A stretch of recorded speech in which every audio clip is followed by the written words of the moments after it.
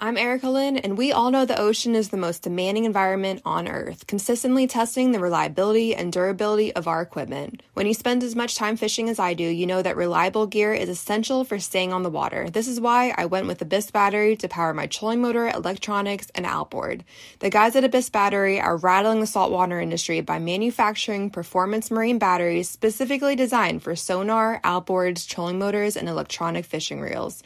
They're also Bluetooth compatible, so I found checking battery statuses right on your phone while you're out on the water is a huge game changer. To learn more about why Abyss batteries are used by the pros and factory installed by premier boat builders, visit abyssbattery.com. Fishing like a local isn't just about catching fish. It's about connecting with the environment and the people who call it home. It's about hearing the stories and traditions that have been passed down for generations and sharing unforgettable moments with the people you meet along the way. Fishing like a local is having an experience that stays with you forever. And with Fishing Booker, you can experience it too, no matter where you are. Discover your next adventure on Fishing Booker.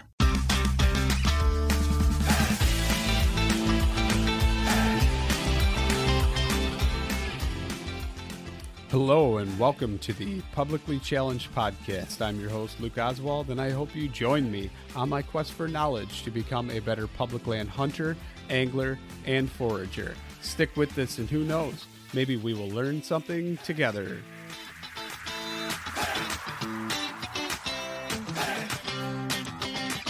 All right, so I'm sitting here and I am talking to Briana Wiles and Kat Mackinnon. And Briana, would you like to introduce yourself first for everybody listening? Yeah, so I'm Briana Wiles. I'm over here in Gunnison, Colorado. I'm currently sitting in one of our apothecaries. We have two, one here in Gunnison and one in Crested Butte, Colorado. And my big passion is using wild plants for food and medicine. So we like to involve that a lot within the products that we make within the store. And then with what I teach, Kat and I teach together doing plant camps, which are either in real life or we have an at-home version. And so within both of those courses, we kind of get into the nitty-gritty of teaching people how to either eat from the wild or make medicine and remedies from wild and native or weedy plants. Awesome. And Kat, would you like to introduce yourself for everybody listening? Yeah, sure.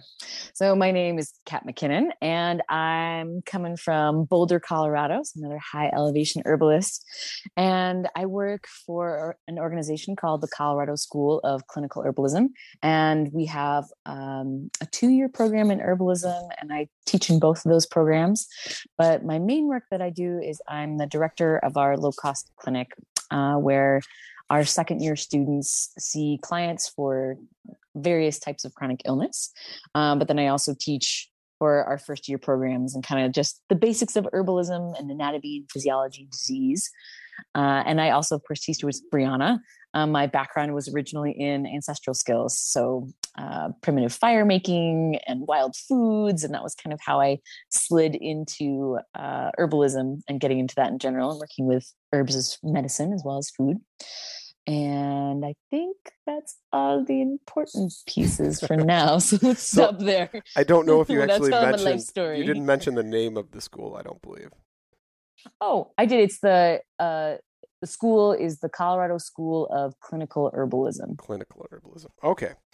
Yeah. Awesome. Yeah. So I'm just kind of curious, and we'll go into this and then we'll start kind of talking to both of you. But Kat, what led you to these ancestral skills and skills like that? Where did that come from?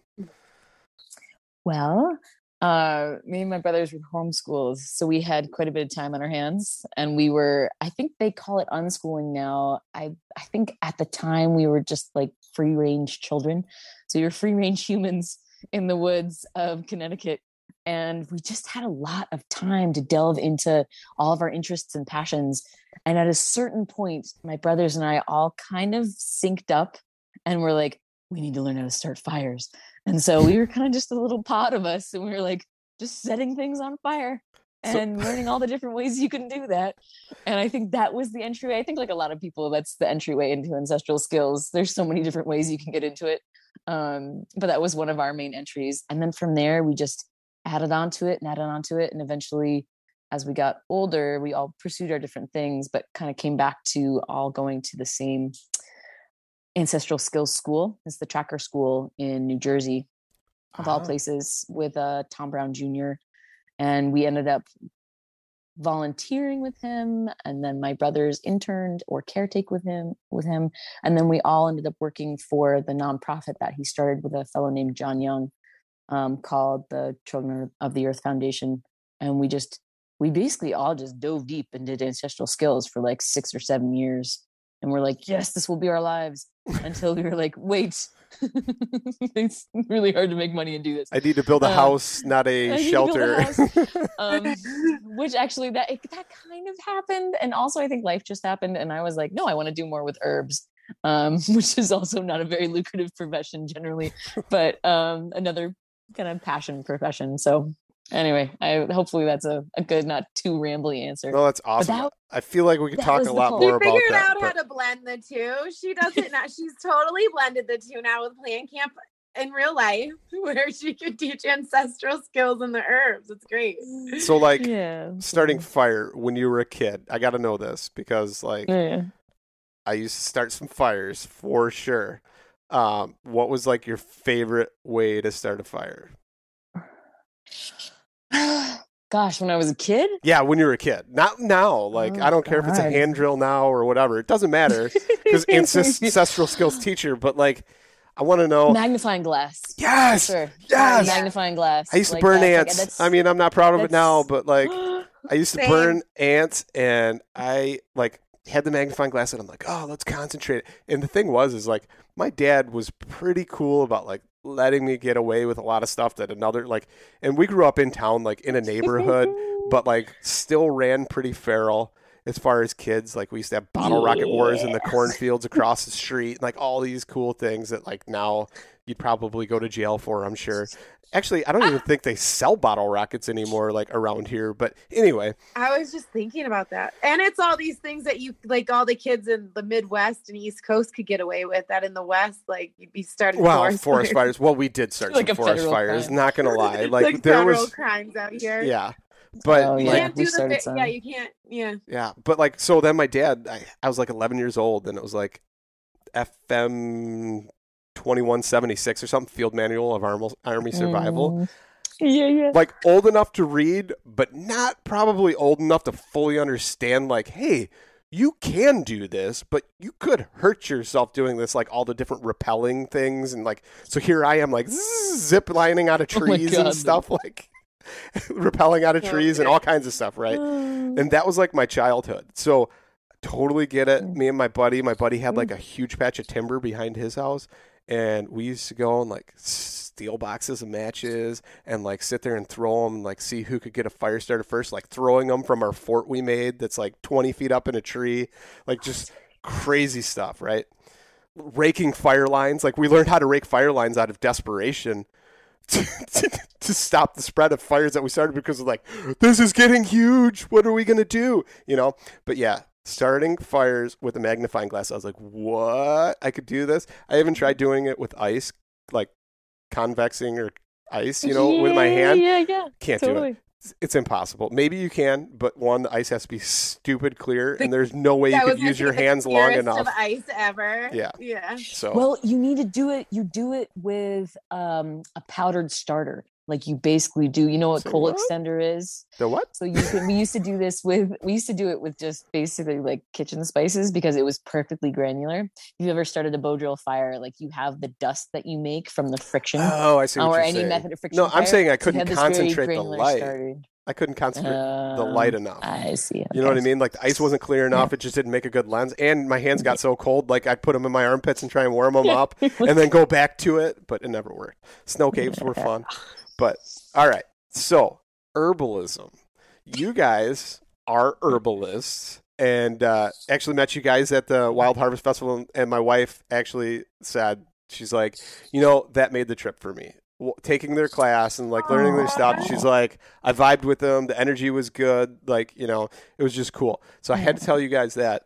And Yes. that being said, we're kind of going to talk about some rudimentary things, even though on this podcast we've talked about stuff like, bitters are for this is for this, but we're kind of going to go into like, hey, what can I do to, everyday things to like help heal myself from multiple things, or what can I do to keep myself healthy? Things like that.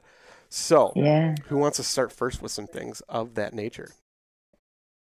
Ooh. Shoot 'em off. I want to hear it. I'll go first. Okay. Yeah, go for it. So are you thinking just like broad every day? Like what would you take kind of things? Yeah, like, okay, for instance, like obviously plantain. The more I learn about plantago is like, it's an amazing plant. And it's something that's so common that people completely neglect. Like it drives me nuts the fact like, hey, all these people spray their lawns. They kill all these things because they're told they're ugly, right? And really all these things. And the other thing is like, I don't know, I could probably go on a tangent for this, but weeds. They give them the stigma and the name weeds, right? But it's not like a weed is given such a bad, like noxious, terrible name when realistically none of them are weeds. They're all plants. They all have a purpose. And it's interesting because most of those weeds have like our highest value of minerals and nutrient density to them. And so it's been kind of fun in the yard that we've let it go. Like we don't do any spray or anything like that. And we're like apparently the sore eye of the neighborhood because we let things go and reestablish. So we have clover in the yard and plantain and dandelion. There's even a wormwood that's sprouted up that I won't let my husband mow over. Like there's certain patches of random feral herbs, like nettles started to come up there, and we have a mullein, and there's random things that it's from wildcrafting and bringing it back home, and then processing herbs or processing and throwing things some seeds or winnowing or and seeds out, and then they get in there. And I guess what my point is though is I like there's certain weeds that I'll pull up like kochia or even sometimes the amaranth or the lamb's quarter, because if they get mowed they get pokey because they're just like they have a firmer stem, right? But the clover and the plantain they make such a nice lawn as opposed to grass. Like it's so soft, and so they're these little low dwellers that kind of can take over, and they're more native than the grasses that we all are growing in our yards. And so to me, a lot of times those weeds that we have growing really commonly around us are like the most beneficial for us. So like the plantain, the clover, the nettle, those escapees that people are literally trying to poison and choke out of their yards. Like pineapple weed is like the most delicious little tea to have, like I was showing, we've been looking at new properties recently, and I was showing it to the real estate agent, and he's just like, what? You would eat that? Like and I'm like, smell it. And he's like, wow, that is actually like, is that really chamomile? And so I love the weeds that are around us. And I think there's such a vital component to utilizing them for the ecosystem, for us. And for being a little anarchist of like F the system and trying to poison all these things that should be around. Yes. So like what's crazy, right? Like they tell you to do all these things, and like almost conspiracy theory to me is like, theorist is like, why are you telling me to get rid of these? It just pisses me off even more and makes me want to have more of it. But like, so my lawn, I let it go back, kind of like you're talking about your lawn, and it's like all these things I'm discovering. And like what's crazy is, so we live on a creek on some property, and every once in a while it floods, so like the soil is super rich in areas where it floods. But I used to mow it down, and now like I only mow paths through it so you can access it, but still let it all like just go back to what it was. And now I'm starting to see, this year was the first year, and it was like I wanted to use it for medicine, but at the same time I'm like, there's a little bit of irony in this because it's the first one I've ever seen, and here I am, and I'm going to like take it and utilize it for something.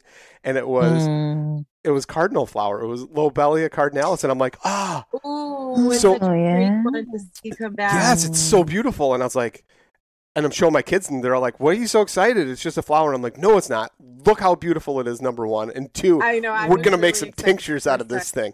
And then, but then, like, next thing you know, like 2 weeks later, here's 2 more of them, and then 2 more of them. And I'm like, yes, everything is starting to reestablish itself, and it's amazing. If I could just get rid of like the water hemlock and like things like that, you know. But no, that's a bummer around here too in our irrigation ditches. I dig it out every year when I first start to see that first leafling, and I haven't seen it in a couple years come back. There's too much, and there's like tubers. So I had a huge pile of. It's so thick, like horse some of those manure. stalks, Yeah, like, they're deep. So I had a huge load of horse manure from the previous owners of the property, like huge. And like I'd let it break down and I use it for the garden and other things like that. But now it's like broken down to the point where like weeds are growing out of it because I didn't turn it over for like 2 years. So water hemlock is in there. And I actually went and picked up and kind of like moved it and turned it over and got into the middle of the pile. And I was filling up some stuff for like some herb garden boxes. But in doing that, I found a couple tubers of like water hemlock, and I'm like, it's kind of weird because like I could see how people would be like, oh, it kind of looks like a sweet potato or something. Yeah. Even though like if I broke one open and it's like super fibrous though, like what would possess you to ever want to do that? I don't get it. But did it have all those hollow chambers in it? Like kind of. Was it water hemlock or poison hemlock? It was more the water. It was water hemlock, yeah. I'm pretty sure because it's pretty moist back there. But I'm just fascinated that it was in the manure. Like, did the horse eat the seeds, or was it just mixed in from like? I think from a flood, probably that it got up into the seed. The seed got up. We were talking about doing some restoration with hemlock, and I was talking about it with another farmer, and what we kind of came up with was like, you could try like a quarter water vinegar, like a quarter cup vinegar, quarter vinegar to water kind of thing, or 3/4 vinegar to water to kind of damage the roots like this time of year, and make sure you're clipping off all your seed heads and bagging them so you don't get that continual spread. But then what we were talking about was like reestablishing the land. And so if you could get a bunch of cattail seeds to start growing where the water hemlock was, like our theory was like, I wonder if you could start to choke out some of the hemlock by getting in the cattail, which would be more of like, it would be better. And so that was our idea, was like, choke it out, dig it out, burn it out, and choke it out. And then also never harvest tubers of cattail in that area. No, and then never ever. Never.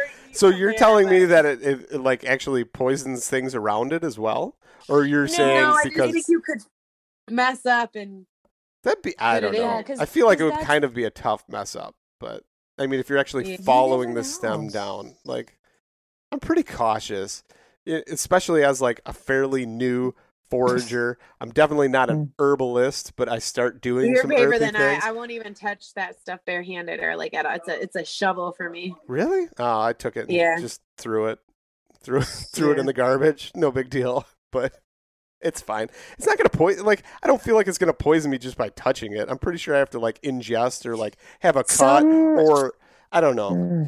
There's an account. Some people, there was a great story, a gal named Linda Runyon, who's one of the herbalists I first learned with on the East Coast, and she was in Jersey.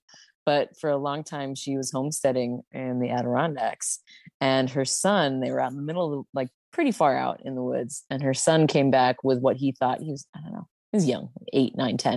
And he comes back with these armloads of what he thinks are carrots. He's like, Mama, look, wild carrots. And she sees it and she's just like, oh my God, knocks it out of his hands and looks on his arms. And he's just covered, like all of his forearms are just covered in these buboes, like, the really swelling, like, fluid filled, like blisters.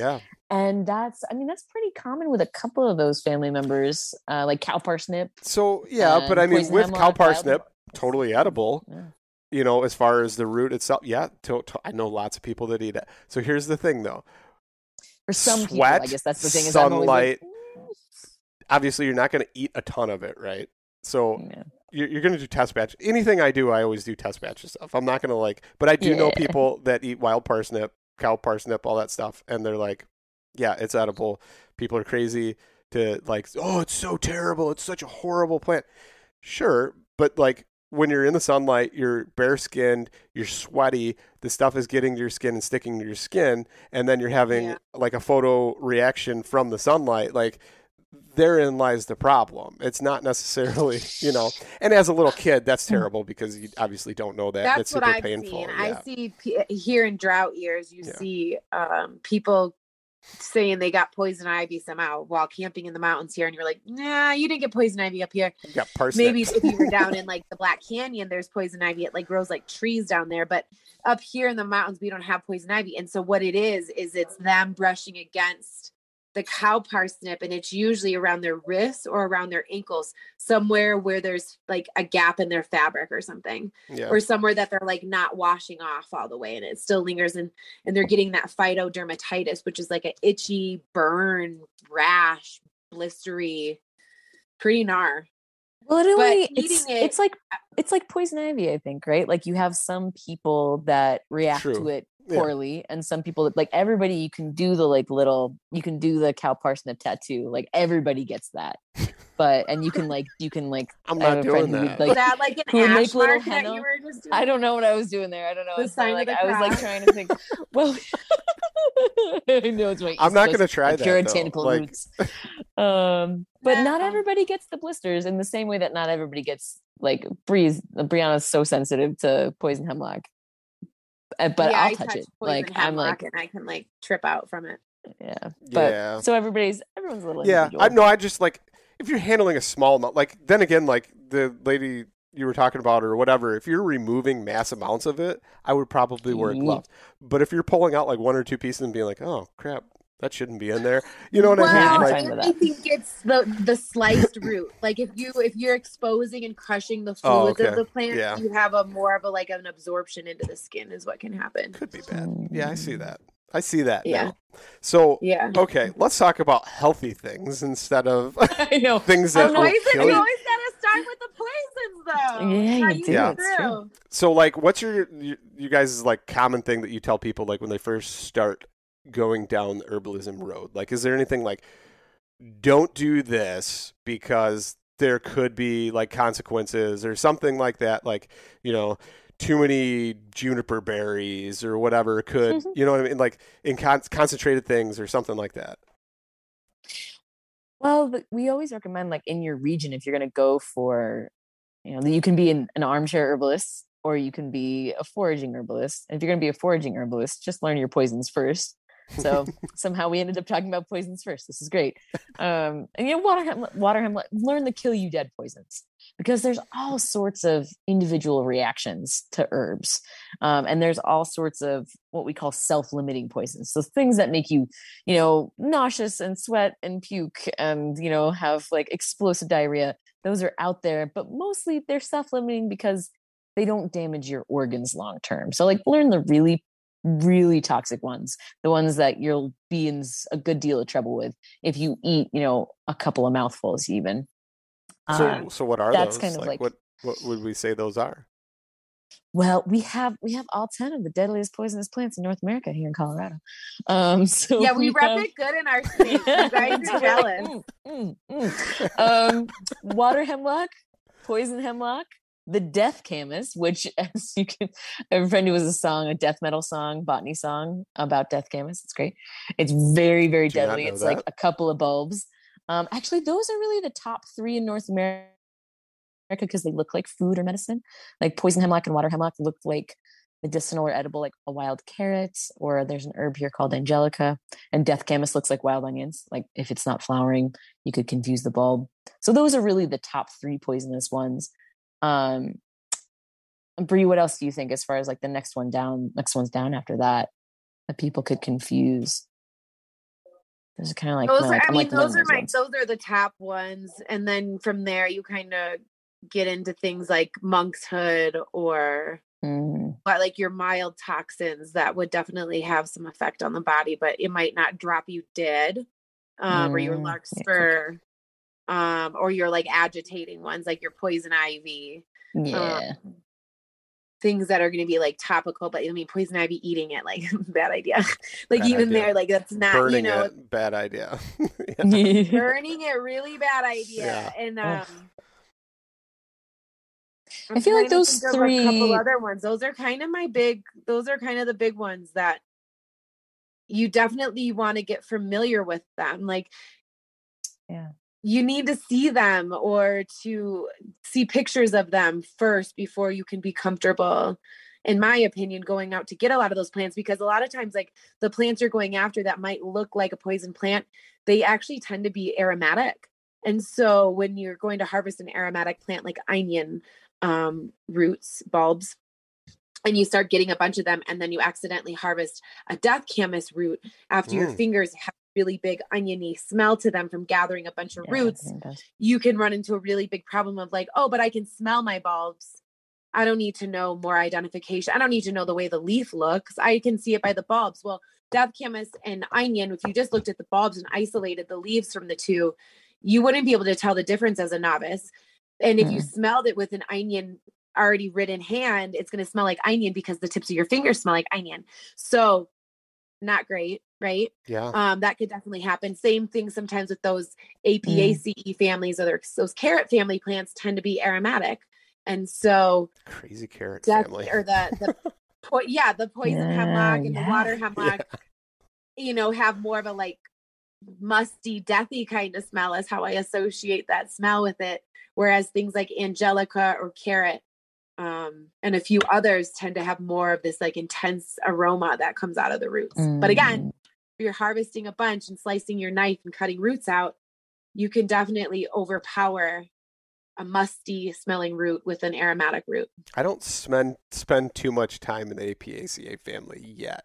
Like, I'm there, I'm like, oh, like look at it, check it out, like, Queen Anne's lace, like, and I show my kids like, look, see this flower doesn't have a little mark right there in the middle, like a dark/reddish dot in it, and this one does, just to show them to like stay away from them, the other ones. But like, other than that, I don't really get too far into that. Plus, like, eating like wild carrot and stuff, like, I don't find that it tastes that great either. Maybe that's just me. Like, more medicine for me is how I use Apiaceae family. Yeah. So I'm not there yet. But like, one of the things I did and like learned, well, not even learned, but like just as like my precautionary thing, because this year was the first year I actually went around the yard and collected a bunch of things, and dried them. And like the thing you saw with my whole tea that I made today. Oh, there we go.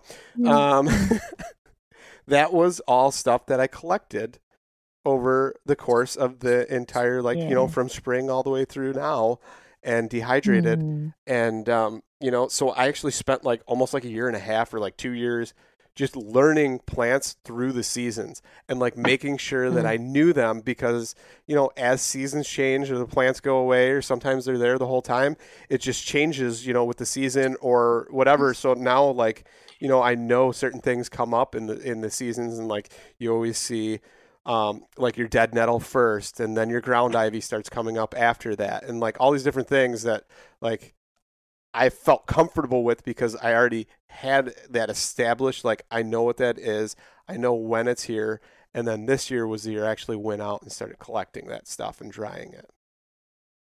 That's our big advice to students, is sit with the plant for at least a year so you can see what it looks like coming up in the spring, what it looks like dying back in the fall, what the seeds look like, what the flowers look like, because, a lot of leaves can look the same. And, things like monkshood versus geranium could be very confusing as looking at just the leaves side by side without seeing the flowers or the seed heads. And there's a lot of plants like that where you got to sit with it. I mean, even still, I'll be like, wait, what is that one? Is that a, and then you have to like see the growth cycle a little bit, or look around at other plants nearby to like confirm with yourself that you're right, Yeah. Yeah. And that, like, that, as far as steps, like, okay, once you've got your poisons down, is just pay attention is such a beautiful recommendation. Like, following things like seed to seed is kind of how I put it to my students, is just, that's fantastic. And really, I mean, it's hard to go wrong as far as just starting out with herbs. Like, pick ones that are, if you've got something that's not toxic, really just paying attention, not just to the plants, but then once you're ingesting it in your body, really paying attention to that connection between what's happening when you start drinking your tea or taking your tinctures or taking a bath with your plants or whatever it is, like really starting to pay attention to what is it doing to your body. That's the other big piece too. It kind of applies. I mean, pay attention is kind of a precept that works across all the different things you do in your life. But as far as learning herbs, that's such a potent, that's why herbalism is so, what's the word? Egalitarian. It's like, it's for everybody. It's people's medicine because you're an expert in your own body. Everyone's an expert in their own body. So as soon as you you're drinking that tea, you can be like, what is this actually doing? Is it doing something? Is it doing a very small something or a medium something or a very large something? And that's at least when you're not, as long as you're not trying to knock back, hyper concentrated plant materials, like you're not trying to drink essential oils or something insane like that, you'll usually be able to, perceive okay, I can start to like your human settings start to come back online in a more subtle way. It's like level 3, you start to get more sensate and more, you get more interaction with your body and then between the herbs and then the earth. It's just so and the earth. Yeah. Okay. A couple years ago, I probably would have never even admitted this, right? And I actually, after I had my moment, I actually took a little video and I haven't even put it on social yet, but I was going to do a whole post on it because it's moving and people don't realize it. Okay. There's a point to where everything comes full circle. Some people never experience that. Some people experience a portion of that. And talking to a lot of different foragers, a lot of different hunters, it's everything is intersected, but those intersections are blocked now. And so you segment yourself and you're a hunter, or you're a forager, or you're a forager that is an herbalist. It's not connected, and it should be. And it's crazy to me that it's not, because it goes back to those earth skills, those ancestral skills that it was life, and now it's not. And it's crazy to me. But anyway, so I'm out and I'm looking for hens the other day, hen of the woods, and I'm running around and I don't find any, and I find this giant puffball, and I'm like, oh, get excited, and I run up to it, and then it's dead. And I'm like, crap. And it made me sad. And I had a moment, and I'm like, but then I was like, I turned around and I'm like, yes. And there was just 20 of them. And I just took what I could take and use, the ones that weren't buggy and whatever. But it was awesome. Earth provides, So then I was like, I'm going to go to another spot. And what's crazy is the one spot, which was only maybe 10 feet in elevation different, and the one that was actually higher, I start going to all these oak trees, and it's boom. Hen just starting to grow, and it's this big, perfect size, not buggy yet, totally just cut around, didn't get any leaves in it or sticks in it. It was the perfect one. And I had this moment, I'm like, thank you, oak tree. And I put my hand on it. I'm like, I felt it. I was like, thank you. Thank you for providing for me. What could I ever do for you? Because I can't give you the same that you've already given me with the acorns, a place to be in and hunt when the deer are eating the acorns, and giving me that mushroom and everything else that you provide. It was just an amazing feeling. And I felt that connection, and I'm like, did I just become super granola, or you know what I mean?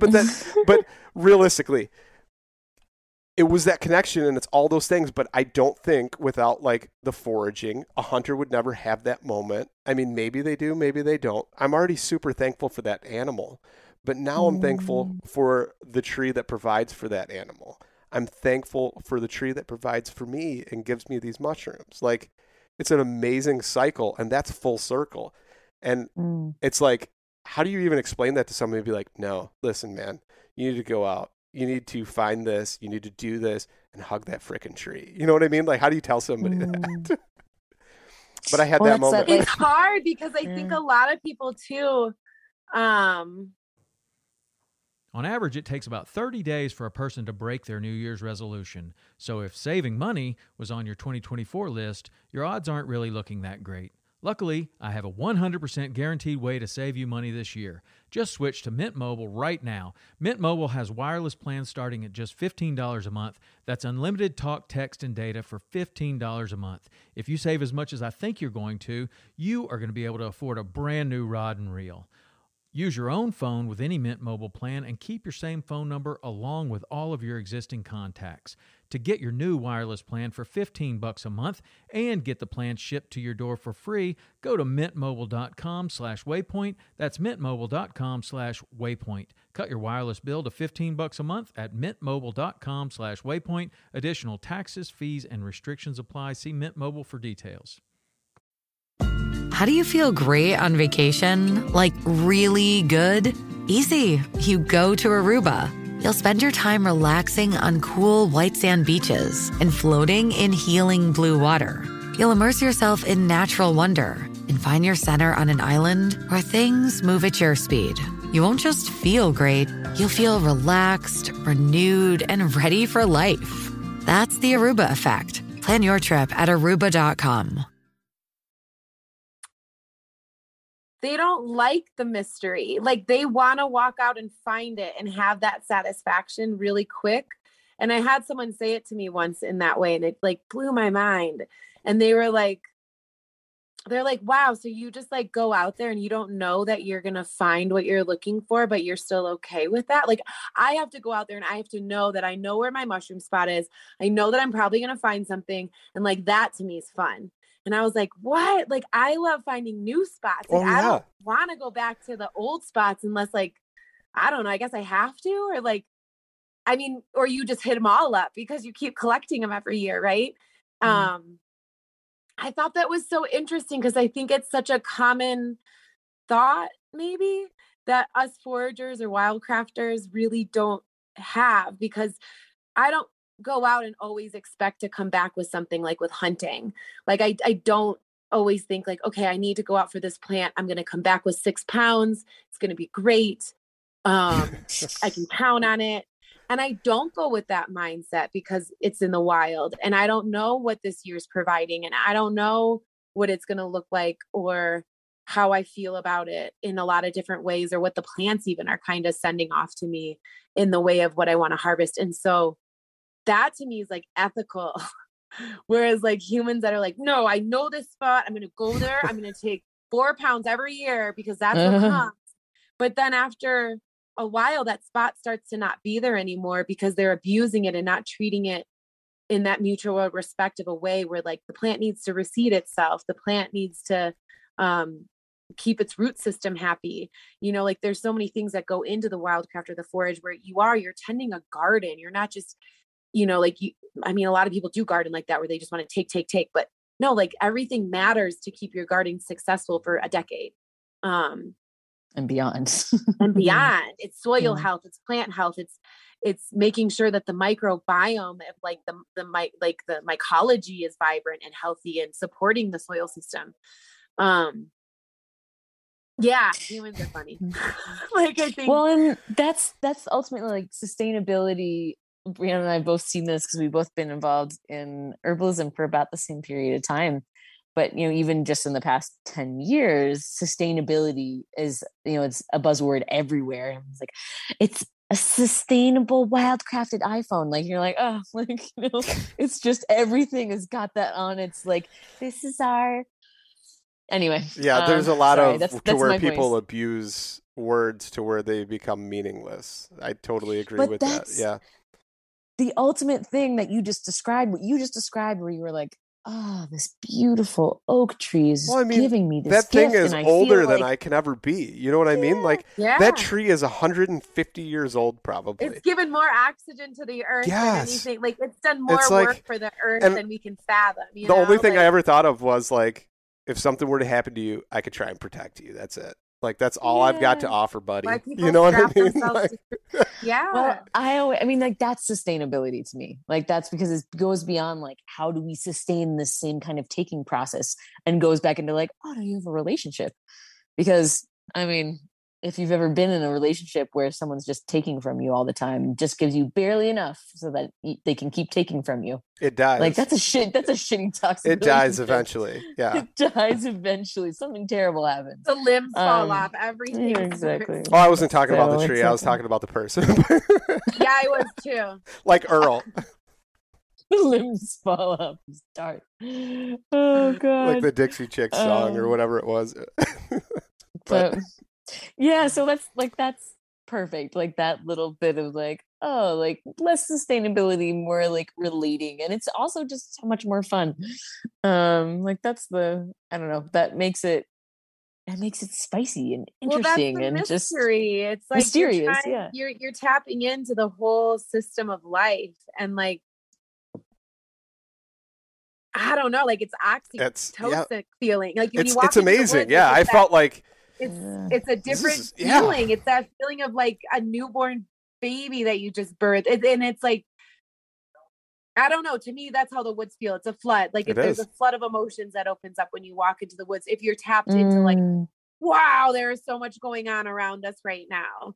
You know, we were in the woods the other day and we were gathering a root that's native to here, and all of a sudden we could hear the mooing of two moose. There was a cow and a bull, and it was like you feel it. Like you didn't just hear them, you could feel it vibrating in your body, you know. And there's those elements that I think are so raw to witness, and like buzzword wise, that whole rewilding and people having to have these words to like forest bathe and rewild and all these things that are becoming like trendy. And it's like, you mean walking in the effing woods? Like we have to like call it something. Yeah. All it's doing is just tapping into your connection that you should have, that you've gotten so far away from. And that's like when you were talking about the people like, wait, what? You don't know what you're going to get? That goes back to it's like that goes back to society and the mindset of instant gratification, and everything has to come instantly. 100%. And like, Mr. Bezos, sorry, you've even ruined me, because now when I order something and it's like, wait, what? It's going to take like a week and a half to get here? 7 days? What? What? Yeah. So, I mean, that's just the mindset that we've all gotten. And like, anytime I could encourage people to totally get out in nature, just immerse yourself. Let yourself be in the moment. That's the biggest thing, right? Like be in the moment and just see where it takes you. And that's like what happened to me though, right? So I found the puffballs and I'm like, so there's no hen of the woods here, which is kind of weird because I've got a buddy that found like over 200 pounds already. I don't need that many. I'm not going to take that many. He makes and preserves and gives away to all of his friends and stuff. And that's cool. And, you know, and probably sells some to, you know, other people too. But me, I'm going to take enough for me. I'm going to put it up enough to share. And that's enough for me.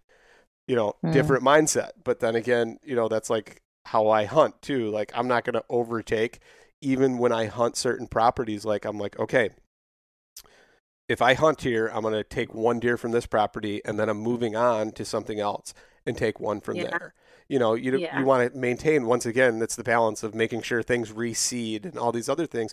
You want to keep that balance and keep it beautiful and keep it to where it grows and it's healthy. Yeah. Oh, go ahead. No, I was just going to say, as far as like what you can do, you know, oh no, maybe I shouldn't say this. Oh no, it's all right. The thought, it's coming out. Every time I hear somebody like, cause we talk about plant offerings in our plant camps and with our students, and we're like, you know, plants love water, you know, here in the West, but you know, they also like, you know, in certain circumstances, especially in the lush, you know, Eastern forests, like, you know, poop is great. You know, as far as a way for feeding plants, just you're wondering about offerings. Right? Yeah, hashtag bury it. Exactly. Like we're so weird and greedy as humans. No, but like also just, you know, as hunters, as foragers, as herbalists, like there's, as far as paying attention, you know, beyond, you know, just giving whatever fluids, solids from your body. But I'd say that even like the paying attention piece, that is just one of the places to start as far as giving back to your landscape, because you can encourage the process. You can, Bree was talking about gardens before, and just like with you in your yard or with you in your forest patch, wherever you're tending, you can spread seeds, right? You can make it so that you can, I've done this before where I take wild plums and I take them home and then I germinate them in the spring and I go out and I put them in a spot and I bury it in a little patch. There's all sorts of like little, just very super simple little things that you can do that it's are like guerrilla propagating. Beyond intent. I actually do exactly. that. So when I hunt, I use milkweed floss for a wind check. So like instead of the stupid little shake bottle with the powder, I use the milkweed floss for the wind check. But like a lot of guys will sit there and pick out the seeds and like throw them in the garbage. I actually leave the seeds on most of them. And as I'm in the tree, I'm like, oops, let it go. I'm sure a lot of farmers when I'm on field edges don't like that. But guess what? I'm planting. Yeah, I'm spreading that milkweed. But yeah, like, so back to like the herbalism side of this stuff. But like, one of the things like I found letting things go back and start restoring themselves was this year. I got super excited. My wife was like, "What are you so excited about?" I'm like, smell it.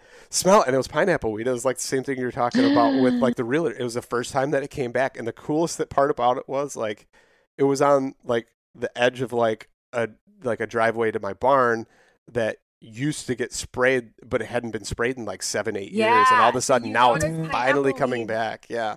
It's one of the first ones to come back after a spray is what I've noticed. So it was pretty cool. It was pretty cool. Yeah. I'm like, just smell it. It smells so good. Crush it in your fingers. But one of those things, right? It came back. So let's talk about some things because we're actually pretty long on time already. But okay. So let's just talk about like, say something that somebody could like tease, for instance, where you're not ingesting mass amounts of something to where it's just kind of a small amount, your body's taking it in, but it could be a daily thing like plantain and yarrow, like the tea you guys made or something like that to where, it's good and you're doing it for like a nightly routine and you just want some tea anyway, because so many people have, a glass of tea or whatever anyway. What's something you could utilize that would actually be beneficial for you on a daily basis or something like that? Why don't you take this one, Briana, and I'll take that. You tell me yours, and I'll tell you mine. I mean, one of my, I guess, a daily nourishing, like to me, I think nourishing herbs and mushrooms. So I really like traditional mushrooms as well, meaning like turkey tail, chaga, lion's mane. I actually kind of like those more as my dailies recently than any herb. They seem to be more of a constant, but so I consider those herbs. So we've been at a mushroom kick, like with the whole COVID thing that's gone on. It's been a really great thing to get people on, getting the immune system back into place, helping it get into a fighting place if it's gotten low from different things. And so mushrooms have been freaking awesome. I don't know if I could like pick one, maybe chaga. So chaga is actually a canker, right? It's a canker. Yeah, kills the tree, but in turn makes this wonderful, beautiful thing that we utilize for medicine. But like a vampire. Yeah. So with Halloween coming, the chaga is nice. But if it was an herb, I guess nettle. But for us out here in Colorado, nettle's really drying on like a daily basis. So I like a blend of like nettle and marshmallow together as a tea. So my tea I just made, because I wanted to like help the liver and everything. So I had dandelion leaf, the head with the stem of the flower, and nettle in there, a little bit of mint from the garden. Perfect. And some aloe root too. So like just a little bit, Which is perfect. So you've got like a good aromatic, like we talk about those aromatic herbs always being as like a pusher herb or something that's going to help carry those other herbs deeper into the body and help them get to places. And it also tastes good, right? You want to be able to have something that tastes delightful, not that you're just drinking like green water. You're going to have more success with people drinking their herbs if it's palatable. And so mint's a great one. Rose is another nice one that you can get from the wild that gives your teas a nice light flavor. I actually put a couple drops of my reishi tincture in there too, but always add the mushrooms these days. So let's talk about mushrooms then. Are you utilizing tinctures or are you using like powders or, like We dried do mushroom? both. I do both. So like if I'm making a pot of coffee in the morning, I usually use a French press, and I'll put like a teaspoon of a mushroom blend in there where it's about 8 to 12 different mushrooms in there. And then we just did a whole line of tinctures that we're calling fungi and flora here at the shop at Rooted. And so those are a blend of mushrooms with herbs to kind of specify different targets. So like we have a lymphatic one called Feng Fu Fighting. That's really good. Like post sickness or to help. Isn't that good? Yeah, it's a pretty good name. It's a pretty good name. And so that one's good for like helping to like get the lymphatic system flowing with where it's got cleavers and chickweed and red root and ocotillo in with turkey tail and chaga. Then we have like our shroom tonic, which is all these medicinal mushrooms with chocolate. So it's palatable, right? Taste matters. And then we have one for skincare. We have one for ADHD where we have lion's mane mixed with a bunch of herbs that are really good with focus, adaptogenic kind of herbs that way. We have one that we call our lion's mane neural regain, because we've seen lion's mane and anti-inflammatory herbs and adaptogens to really help people with the long haul of COVID with like brain fog and neurological issues that are presenting that way. So we get them loaded up on that one and like the Feng Fu Fighting to see how we can kind of kick their immune system, either to like fight off any extra spike proteins that could be lingering in the body, or just to get that immune system back to a good function. And then what's the last one we have there? I think there's another one, but reishi and chill. So it's reishi and mimosa and rose and pinyon, and that one's really tasty. And that's like your little chill pill anti depressant. I have fun with names, and so so we've embraced the mushrooms this year more so than before with skincare, with internal care, and yeah. My wife thought she was pretty clever with names. And so she was writing, like when she was writing on the dried herbs on the lid, she was like Stevia Nicks and like writing different ones. And then I'm like, good. But I'm like, what about this one? And what about this one? You didn't do anything with this. And she's like, well, I couldn't think of anything. And I'm like, give me some time. So like Sage, I was like, Jimmy Sage. And she's like, I don't get it. And I'm like, really? Like one of the greatest bands of all time, and you don't know? And she's like, no. Yeah, she's just like, no. No, but whatever. I thought it was pretty good. I think it's clever.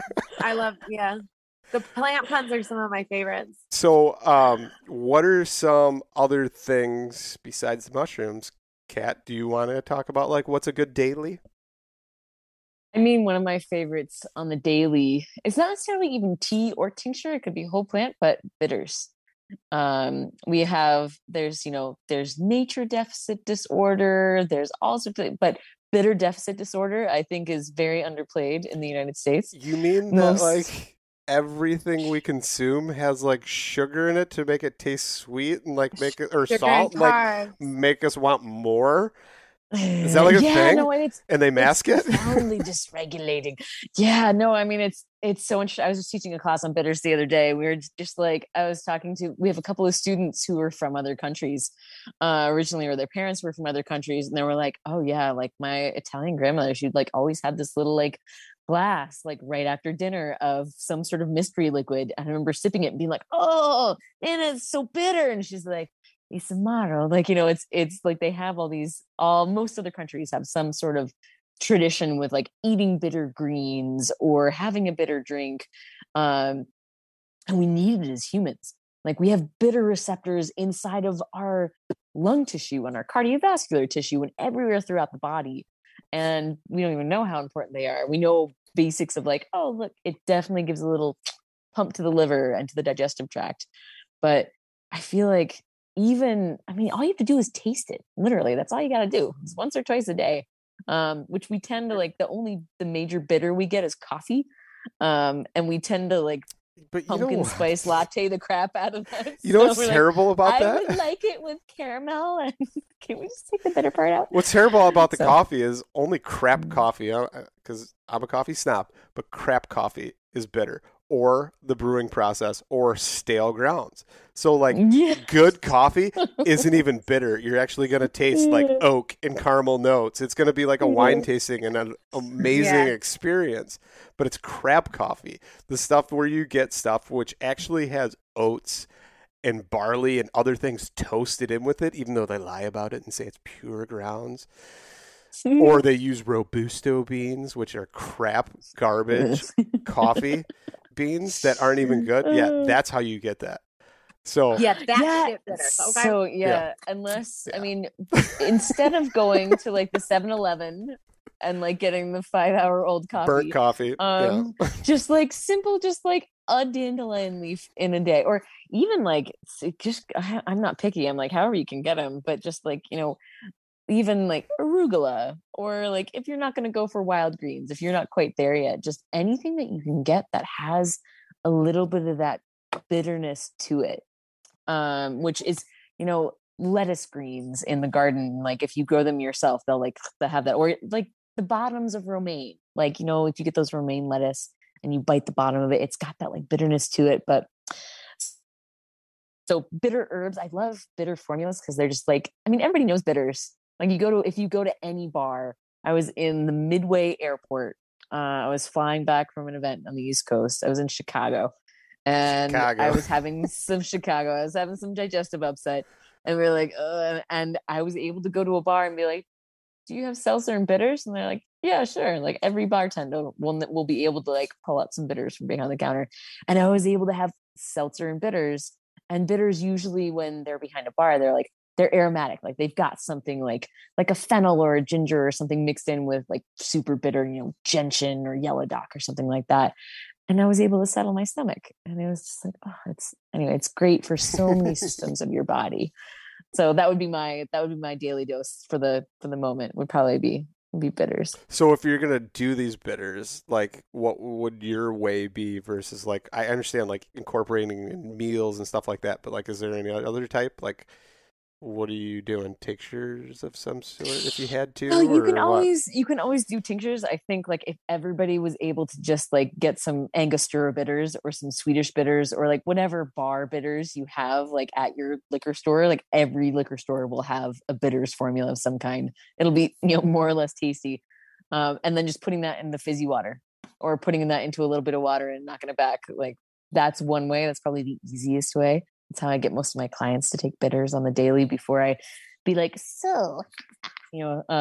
take a tincture, take a little witchy blend of like a little bit of wormwood and plus some ginger and like a home blend. So that brings up a good point to me. It just makes me think of it. Like, so is there something that you would tell them like, hey, that's pretty powerful bitters. Maybe not utilize that as frequently, or utilize that for when you actually need it for like maybe some type of infection or something you're trying to clear out?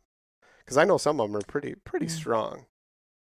That's the thing about a lot of the herbs that we tend to work with. Like most of the herbs, as long as it's not like frankly toxic, which stuff, there's a lot of herbs that are bitter that are pretty toxic, but like, I don't know, like dandelion and yellow dock, and like, unless you're on some like really serious pharmaceutical cocktail to keep you alive for a very specific reason, or like you're pregnant and you're just being really careful and you're sensitive to herbs, most herbs you can kind of dose and you'll know pretty quickly whether or not it's too much or too little, because either it won't work, or in the case of bitters, you can totally, like if you we had a student the other day who they were taking an herb of the week, like to get to know an herb, and they took gentian, and they were all mad in class. They were like, I took 2 dropperfuls, which is so much. Like this is an herb that, I know, right? Like, it's so bitter. Like bitters is just a taste thing. Like you need a drop. Totally. You need like a couple of drops, which I love bitters. I'm insane about it. I'll like take a whole squirt of wormwood or something like that. And even I'm like gentian, I'm like, oh my God, 2 dropperfuls. Ugh. But she was like, yeah. And I got kind of nauseous, and I'm like, oh, so then what did you do? And she's like, well, I took less. I'm like, good.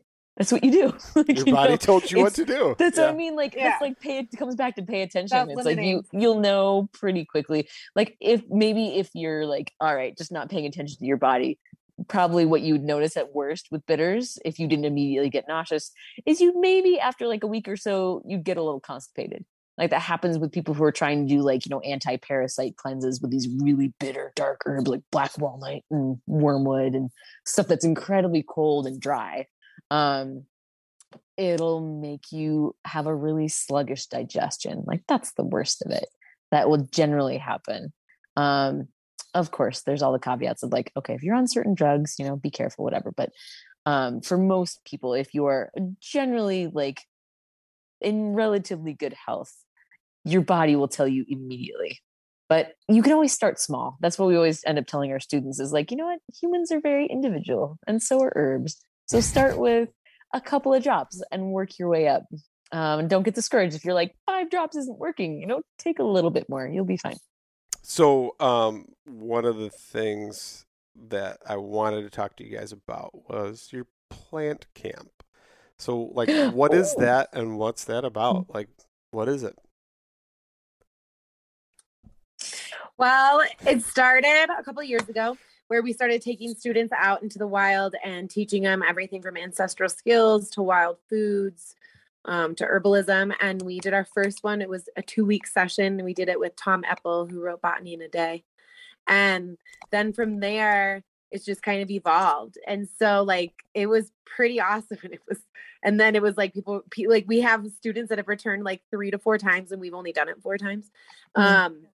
And so then the following year, we kind of broke it up and did a couple different weekends. And this past year, we did it again where it was almost like a 2-week chunk, but we let people come if they wanted to come for like session 1, session 2, or session 3, or we had most of the students did the full 2-week session. And so we camp and we like kind of commune together and cook wild food meals, make medicine together. They learn how to like do the hands-on stuff that a lot of people get nervous to do at home, like tincture making or salve making. Like we were talking about that whole getting back into nature and like rewilding or whatnot. And one of the things the students like get the most out of is like their plant sits. Literally just have them go sit with like an aspen tree and see what they have to say after just like sitting with a plant. Cause a lot of people don't take the time to do that. So we do everything from like distillation to learning about herbs, plant ID, making sure you're like a little trained botanist. And then because not everybody can come to Colorado to do it, we in turn started a plant camp at home that Kat and I made last winter. And it's our at-home class. And so you can learn wild foods, herbalism, gardening, how to make medicine and everything from the comfort of your home. And it's like a bunch of recipes and plants that you learn about. So is that like a self-paced thing or is it like live sessions? How does that work? A little bit of both. So you can take it. It's funny. We were about halfway through, cause it's a 3-month course and you can self-pace it. And we got about halfway through cause basically you have a bit of material. We have like 5 pages of material every day. And then we'd meet every month to just talk about like, okay, like where's everybody at? Like, how are you doing? We have these like kind of 2-hour live sessions where we do a demo and, of the things that are a little harder to do sometimes by yourself, like making a tincture or making a lotion, etc. And we were I think we were at our 2nd session and we realized that most people were only like 4 weeks into the material, even though we were like 8 weeks into the program, because it's just such a huge amount of material. We got very ambitious. We're like, everyone's going to sit down every day and read 5 pages and like practice with the medicine and all the herbs, which you could totally do. And you could totally go gung ho and just, you could send it. But for the most part, what we've seen a lot of people do is kind of just like take little bites at a time. And we've set it up so that you have access to all of the live sessions that we open up to. You can just jump in at any point at any of our live sessions where we kind of do Q&As and do kind of discuss principles or discuss a method of medicine making. And you have access to the course kind of just in perpetuity. So we have a lot of people who just kind of like, when they have times, like they'll have a week off or they'll have a weekend off and they'll take, a big bite and they'll dive deep into the tincture making week or into the wild foods week or whatever.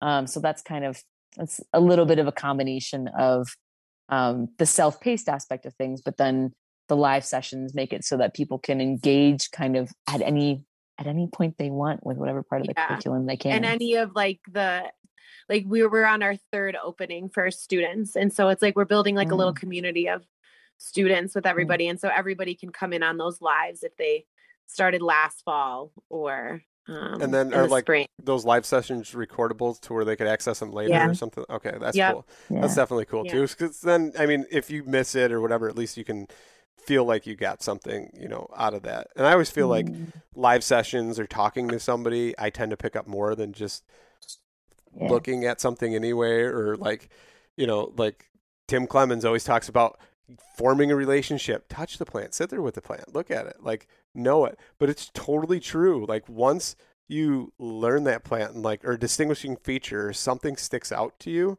you're like, oh hey, You don't forget it. I know that one. Yeah. These are my friends now. Yeah. It's like all these plants, and like the more plants I learning plants doesn't do anything, but building that relationship, it becomes your ally. Like all of a sudden you're like, oh yeah, that's mullein. Well, guess what? You make a tea with that mullein and soothe a sore throat or a cough, and it's like, hey, wait a minute, that's my friend. It's not just a plant anymore that you learn, which is pretty cool. I call it the plant encyclopedia. Mm-hmm. It's like your built-in encyclopedia that never leaves. It's like it's in your back pocket of your brain, like it's always going to be accessible to you wherever you go. Yeah, absolutely. So, we talked about your plant camp. We talked about, a little bit about the apothecary. So before we go, can you guys kind of talk about where everybody can find you guys individually and, as a collective for teaching for the plant camp and all that cool stuff too? Kat, you can go all first. the plant okay. camp. I was going to say plant camp stuff all lives on our Rooted Apothecary website. Okay. And then I think Kat's got some links there too from her website, which is meetthegreen.com. Yep, that's it. And then ours is rooted-apothecary.com. So if somebody were wanting to reach out to you to either get treatment, education, something like that, Kat, where would they kind of get in touch with you? Would it be through the website or email or something like that? Yeah, so I have my website, my business is Meet the Green. So you can go through there and see most of the classes, either the classes I'm teaching at the Colorado School of Clinical Herbalism and the ones I teach locally. Bree and I are separated by the Rockies, basically. So Bree's on one side, I'm on the other. So I do classes kind of on the front range of Colorado, more so, other than the plant camps that I teach, that Bree and I teach. But that's probably the best place to go. Yeah, is that Meet the Green, and everything is linked through there, including to the links back to plant camp and also our we're getting together pretty soon to make our dates for this next year for our plant camps in real life. We're talking about trying to go to a couple of different states outside of Colorado, so that's coming up sometime in the next month or two here. That would be awesome. And then, so Briana, what do you say about where to reach out to you, get in touch with you if they want treatment? You can find me on social media stuff. Everything's at Rooted Apothecary. And then the rooted-apothecary.com is the website where you can find classes that we offer. There's also a fun little mini course that we have for plant camp at home called, it's actually what we took out of what we did at the Midwest Harvest Fest with the rewilding with spices. And there's a blog that we recently put up there where people can get in to get access to download that, and they get a little 5% off code to plant camp at home. But everything's on the website. There's always a ton of information to browse on there and our products and everything, but you can usually see me more on social media. And then not going to mention the books that you wrote. Oh yeah. I mean, come on. Yeah. There's so modest. So I wrote Mountain States Foraging, which will tell you all your wild plants, or most of them, that you can get from basically the Rocky Mountains up to Canada. And there's a lot of weeds in there that could be found all around the United States. And then there's also Mountain States Medicinal Plants, which carries a lot of the same plants between the two books, but one teaches you how to eat them as food. The other one teaches how to prepare them as medicine and remedies. Awesome. And one more thing, I just got to ask you, because we didn't do it. We got so wrapped up in Kat's primitive skills that we didn't really talk about it, but obviously there's a long journey there, and it couldn't have just started, in college or wherever. How did your plant journey start? Because it couldn't have just been that. I mean, there has to be a big basis for that. So Can you kind of talk about that? Like, where did it come from? I started wildcrafting with my grandfather, who was Italian. So he was from Italy, and it goes back to his mother, who was picking plants in the fields out there. But he owned a lot of property in Michigan. And so we would always be picking wild plums, pears, apples, raspberries, blackberries, grapes. And so that's kind of where it started as a kid. And then it just kind of carried through with the interest. I moved out to Colorado to learn to be a body worker. And then from there, that was in Boulder. And then I was like, but I want to know herbs too. And so I just kept diving in. And out here where I live, there wasn't really anyone to take me under their wing. So I actually ended up meeting my main mentor, Jim McDonald, who is back in Michigan, and he lives about 30 minutes away from where I grew up. So it was a cool circle where I came out here, cool. People introduced me to Jim, and then I was like, wait, you are teaching about everything I grew up around, like literally 30 minutes away from where I live.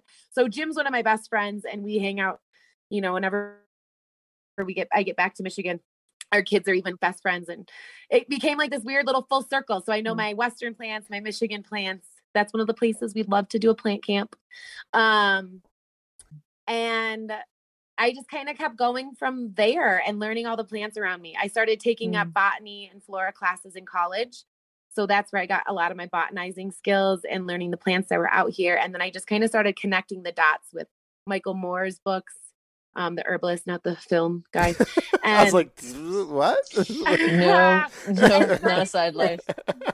Diving with it, and then before I knew it, people were asking me if I wanted to write books about the plants that I'd been talking about or studying and utilizing. And so that's how I got my book deals, was kind of word of mouth from a Michigan herbalist writer, Lisa Rose, who wrote the Midwest Foraging and Midwest Herbalism book over there, the medicinal plant book for the Midwest. And Lisa M. Rose, I believe. Lisa M. Rose is a good friend of mine.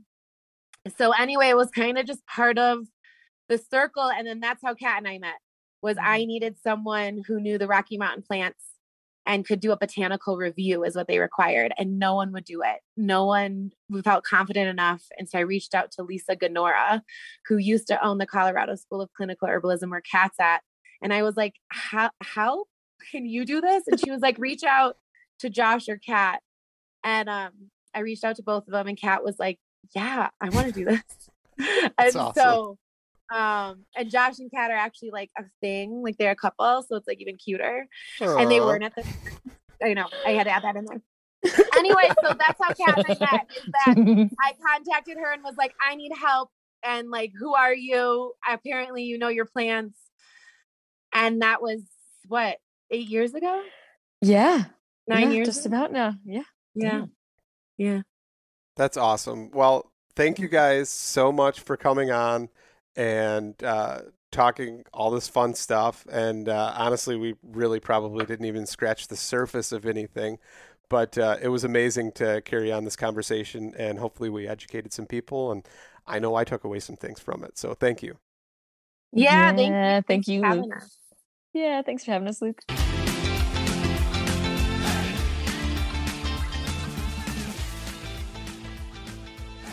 And once again, thank you so much for listening to the Publicly Challenged podcast. I hope you enjoyed the show, and if you did, please subscribe on whatever platform it is you're listening to.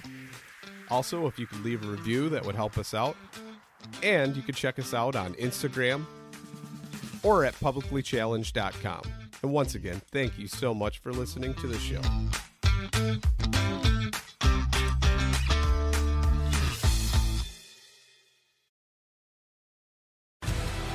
You want to succeed, you want to fish, you want to be one of the greatest. Tune in to West Marine's Life on the Water, presented by Costa Custom Boats, every Saturday night from 7 to 9 p.m. Eastern on Waypoint TV.